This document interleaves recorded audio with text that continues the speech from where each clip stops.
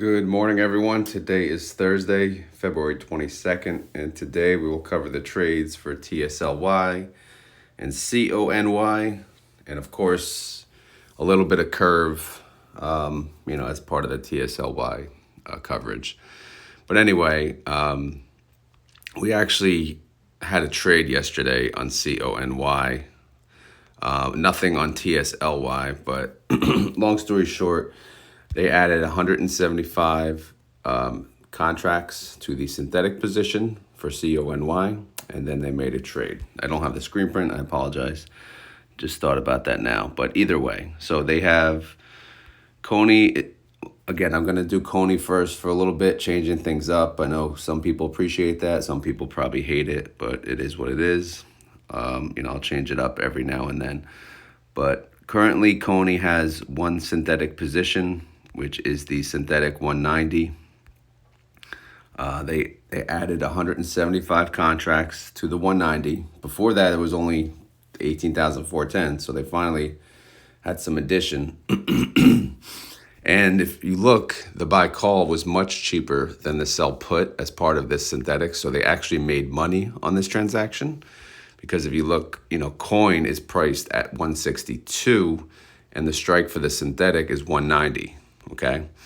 And the reason the credit on the put is so much higher is because of that. Like if coin was essentially at the money of the strike, then you more than likely the buy call would cost a little more than the put. But since the strike is above, the sell put is a higher credit. Again, because when you sell a put for a strike price of, 190 and the underlying is at 162, you're committing. You're saying, I'll buy this stock at 190 by this date. And since it's less than a month away, they're like, okay, sure, I'll give you $30 per share. So that's why the credit's so high. And then the buy call, why is that so cheap? Because you're saying you want the right to buy this, this underlying for 190 by this date. So you want the right to buy this underlying at 190 by 315. So it's like, okay, sure. That's cheap because the odds of hitting 190, they think, are not, too good. That's why it's only $5.61 per share. So hopefully that made sense. But anyway, since we made money, that added a little to the February profits for the synthetic position. But currently, this synthetic position, if we closed it today, would cost us almost $50 million. Okay, so how'd the market do yesterday for CONY? Let's keep up the week. Coin went down 6.28%, and CONY went down 5.92%. So, another red day, but whatever. It happens. And then here's the 175. They added contracts that expire actually this Friday, tomorrow. 177.50 strike. That's 9% out of the money. So with 2 trading days left, they still chose 9% out of the money. Gotta love it. But they only made $23,000, which, okay, better than nothing. Cash and treasuries, they moved some cash to the treasuries, but overall it went up about $2 million.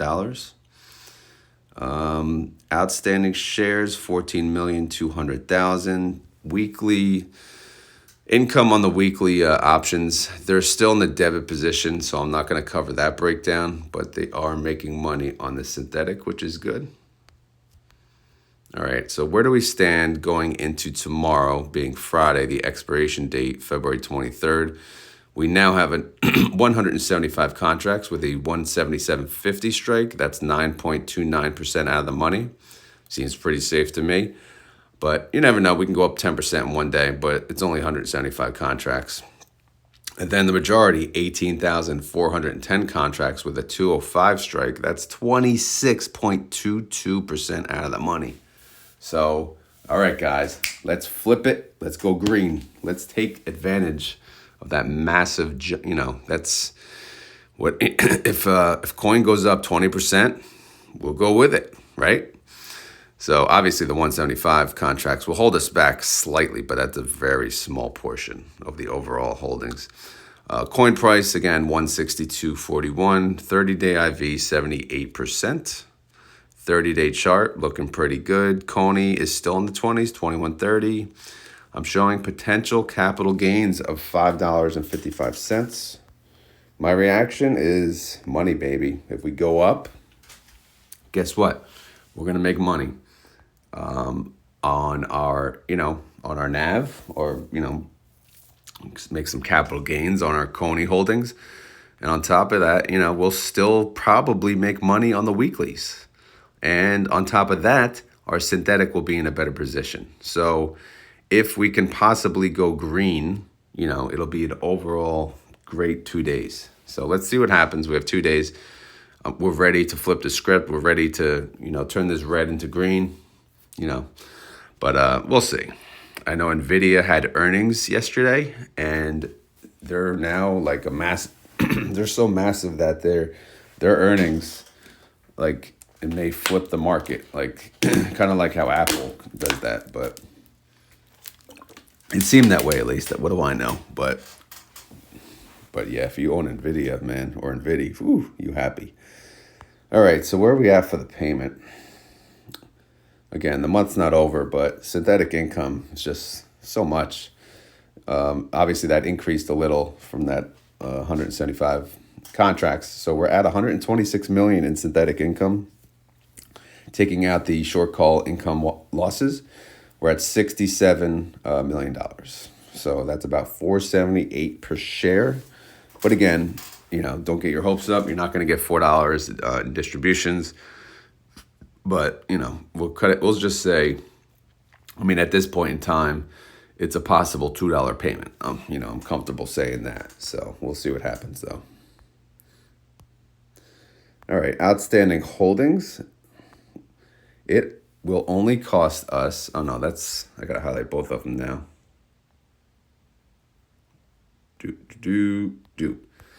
It will only cost us 83 cents. Well, forget the 175.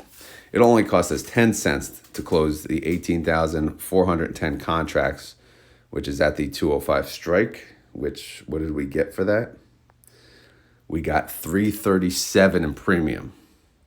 So we won, right? We won. What more do you want? Why not close it? 5 cents worth? I don't know. 10 cents worth? What are we doing? Should we close it? Should we not close it? I don't know, man. But they don't seem to do that. They let the time decay go to the end. Or maybe there's not enough. I don't know. It's a question I have. So if I ever get to do the interview with Jay, that's seriously one of my questions. Like, how come we never close? I know they have closed early before, but it's not very frequent. But to me, this is an opportunity just to, let's get out of this position and let's wait and let's make another position for next week. But anyway, so yeah, that's it for CONY. So yeah, we are looking good. Let's take a look at pre-market. This is coin on marketwatch.com. If you hit refresh, for context, it is 4:16 a.m. Eastern time. Okay, we are up. We are up 5.6% in the pre-market. Again, it's pre-market, so take it for what it is. But again, NVIDIA had good earnings, so I think everyone else thinks they have good earnings, so everyone else is going up with them. I don't know, but it's crazy. All right, let's go to TSLY. All right, TSLY, no trades, as I mentioned. They have two synthetic positions, a 220, which, they're still in the hole. Right now it's going to cost them $74 million to close this. So we kind of need some type of recovery here on the, Tesla stock. So, and, they're not really adding to this position. They are adding to 185 when they can, but now Tesla price is kind of like almost in the middle of the two.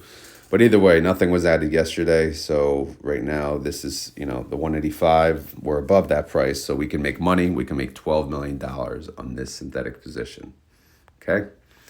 So nothing else to talk about there. How did we do yesterday in the market? Well, Tesla, let's pull up the week, right? It was 220. What do we have? Only 2 days. What the hell is today? Today is Thursday. So no, we only had 2 days. Okay. So yeah, the day before, obviously we took a dive, and then yesterday Tesla went up 0.52%. TSLY went up 0.67%. So look at that. Look at that. Nice. Pretty good overall. And actually, I'm going to show you why TSLY beat Tesla. Now that I'm seeing this, it makes sense because the time decay on the weekly call was really a deciding factor here. So, when you sell options and time as a seller, as time goes on, you're winning, each day. Like as more time goes on, it's another win. Again, it depends where the price of the underlying that you're trading on is, but I'll show you in the example of TSLY what happened yesterday. Cash and treasuries, they moved some cash, similar to CONY, they moved some cash to treasuries, but the overall change was only 41,000, so nothing really worth talking about. FYI, break even for the week is still 204, so we want to stay below 204, preferably below 200. Outstanding shares 89,725,000. Total income from the weekly calls 9.4 million. Total distribution 11 cents. Daily income 1 cent per day, and daily yield 0.11%. All right, got lots of tabs here. First, the active tab. Our 200 strike is, it's a little tighter now, a little tighter. Yesterday, I think it was 3%. Now we're down to 2.69%. We got 2 trading days. So we really, for Tesla, just go up 1% a day. That's it. No more, no less, just 1% a day.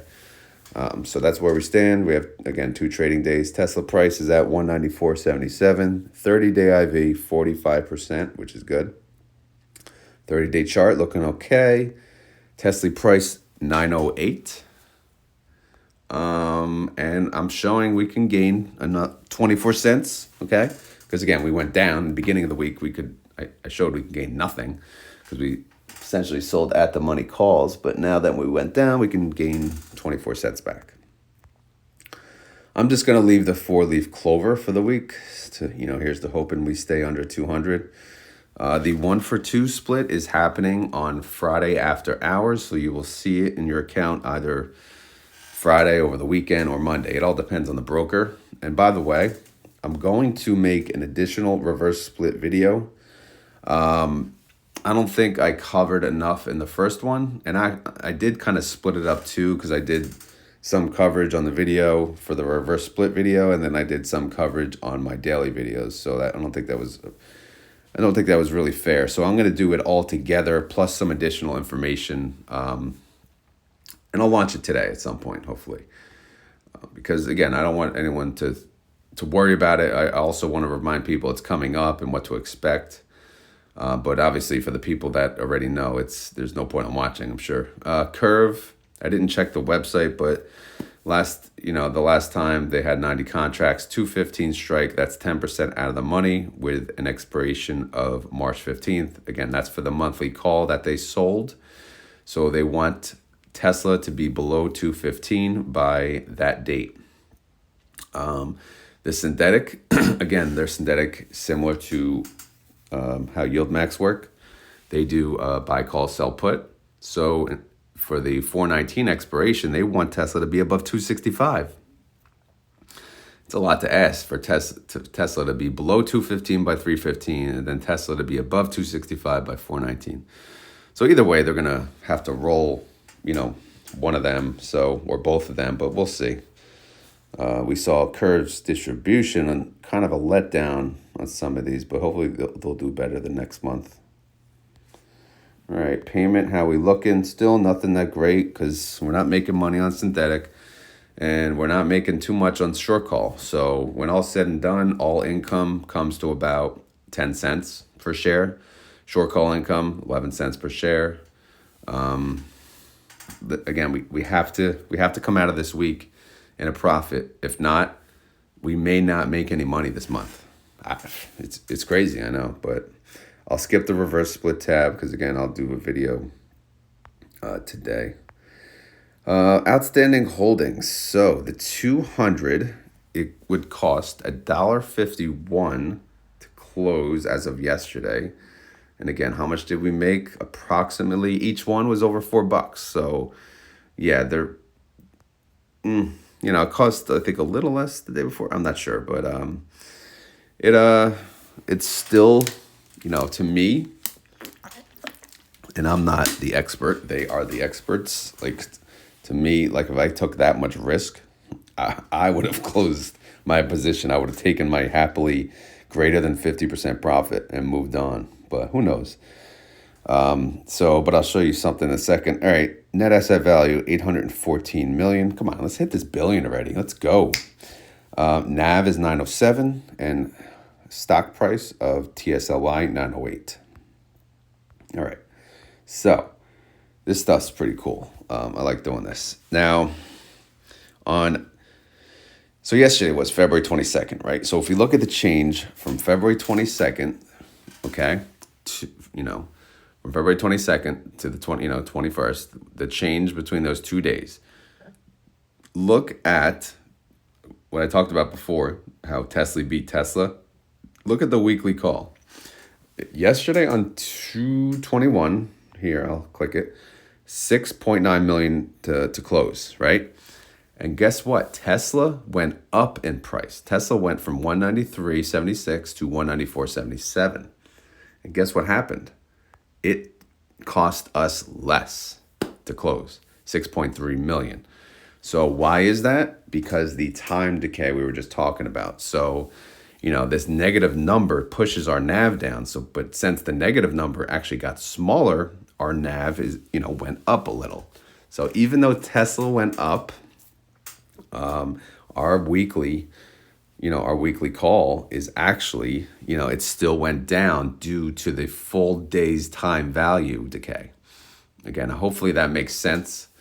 But again, it also depends. Like if Tesla went to like 198, obviously that wouldn't be, as good. But since Tesla only went up a little, the time decay was more than the cost, of that increase. So again, hopefully that makes sense. Now in green, we have the sell puts and the buy call. That's the 185 synthetic. So since it went up a little, right? It went up $1 essentially. Yesterday, it would cost us 5.8 million to close, and now today, it's going to cost us 5.2 million to close. So again, the sell put, this is a bullish play, right? Because we want the underlying price to be above the 185, and it is above the 185. So since it went up a little more, then our sell put went down, because again, if it goes down, our NAV can go up.